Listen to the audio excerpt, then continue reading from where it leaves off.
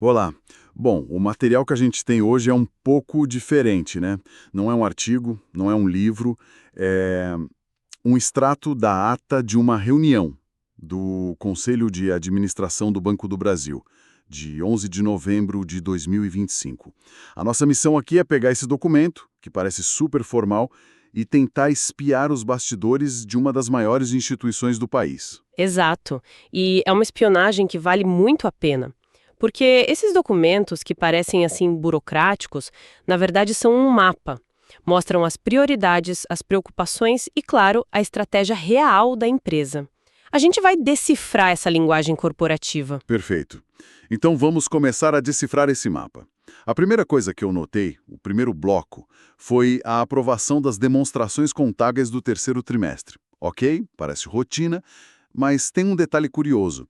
A aprovação é em dois padrões, Bacen-COSIF e o tal do IFRS. Por que essa complicação toda? Então, é porque eles estão falando com dois públicos muito diferentes, ao mesmo tempo. O padrão Basin, COSIF, é basicamente falar a língua do regulador, que é o Banco Central. É a conformidade, sabe? Mostrar que a lição de casa está feita aqui no Brasil. Certo, o feijão com arroz regulatório. Isso. Já o IFRS é tipo a língua universal das finanças. É como o banco chega para um investidor lá em Nova York ou em Londres e diz: olha, pode confiar, nossos números são transparentes, seguem o padrão global. É uma dupla validação. Ah, entendi. É uma validação de solidez, e essa solidez, imagino, permite ao banco pensar em cenários mais extremos. O que me leva a outro ponto que me deixou bem intricado. A ata fala da aprovação do Plano de Recuperação e Saída Organizada 2025. Peraí, plano de saída organizada? Isso não soa meio apocalíptico para um banco desse tamanho? Hahaha, soa mesmo. Mas é um procedimento padrão, acredite. E é fascinante. É uma exigência do Banco Central para bancos que são importantes para o sistema, sabe? Basicamente, eles são forçados a criar um manual de como o banco seria desmontado numa crise extrema para não levar o sistema financeiro todo junto para o buraco. Nossa, então na prática existe um manual num cofre que diz: em caso de fim do mundo financeiro, quebre o vidro. Exatamente isso.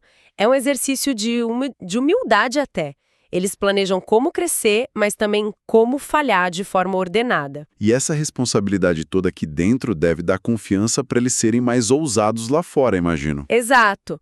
O que me parece ter uma conexão direta com outra decisão que está na ata. Se diz a aprovação de uma nova reserva de ADRs, os American Depository Receipts, para o mercado dos Estados Unidos. Isso, porque emitir ADRs não é só sobre captar dinheiro.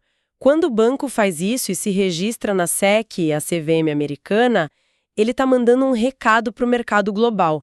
O recado é: nós somos um player sério, jogamos nas grandes ligas, é um selo de qualidade. Faz todo sentido. E bom, falando em decisões, a gente sai desse mundo macro de mercados globais e planos de crise e a ata mergulha num item bem humano. Um item que foi discutido extra-pauta.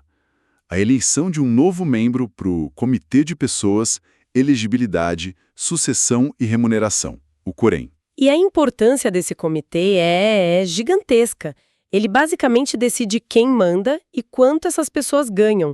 Ele molda a liderança da empresa. E a ata não só nomeia o José Caetano de Andrade Michilo para um mandato até 2027. Como ele já entra sendo o coordenador do comitê. Foi uma posse imediata. Exatamente, é um movimento de poder bem claro, bem direto. E o nível de detalhe no documento é impressionante. Chega a incluir o CPF e o endereço profissional do novo membro. É uma decisão de alta governança que se torna uma coisa muito, muito tangível, né? Sim. E isso me leva a uma reflexão final, que vem de um detalhe quase escondido na ata. O documento registra que, a partir de um certo ponto da reunião, a conselheira Elisa Vieira Leonel se ausentou. Só isso. Apenas registra o fato. Não diz o porquê. E essa é a grande questão que fica no ar, não é? A ata nos dá a foto da decisão final, mas a gente não vê o filme do debate que levou até ela. O que a nomeação desse novo coordenador tão poderoso para o comitê que define salários e sucessão sinaliza para o futuro do banco?